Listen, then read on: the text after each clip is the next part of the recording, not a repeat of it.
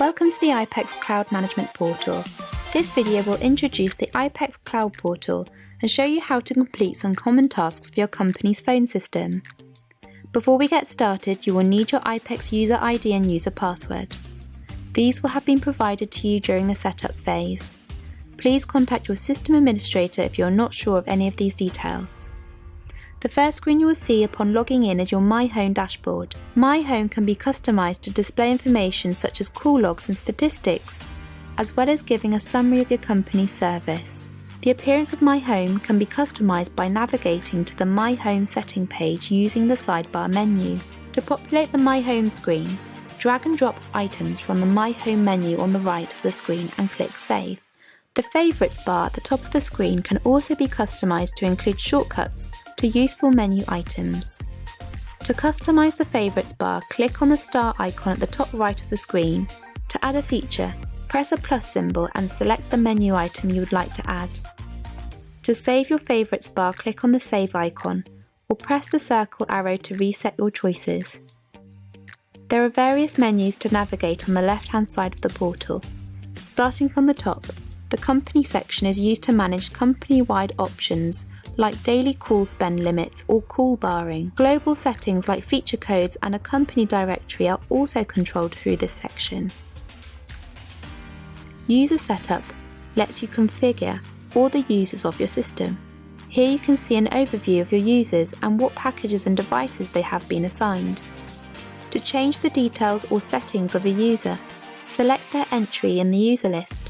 Then press Modify or double-click anywhere below the user list. To change a user's phone configuration, scroll down then press Phone Configuration. This gives a phone configuration window, allowing you to change the configuration of each button. Call Manager is the engine room of your phone system. This is where your call flows are configured. Hunt groups, for example, bring multiple extensions when one of your phone numbers is called. To configure a hunt group, either select one and press Modify, or create a new one by pressing Add. Here you can change the hunt type, times of operation, and other call handling options. To add or remove members, press Change under the current member list. Users on the left are current members of the group. On the right are users that are available to add to the group. Auto attendants are configured through the auto attendant page. Here you can set an extension number and direct dial number for your auto attendant, among other options. Operation hours for your auto attendant can be configured under schedule setting.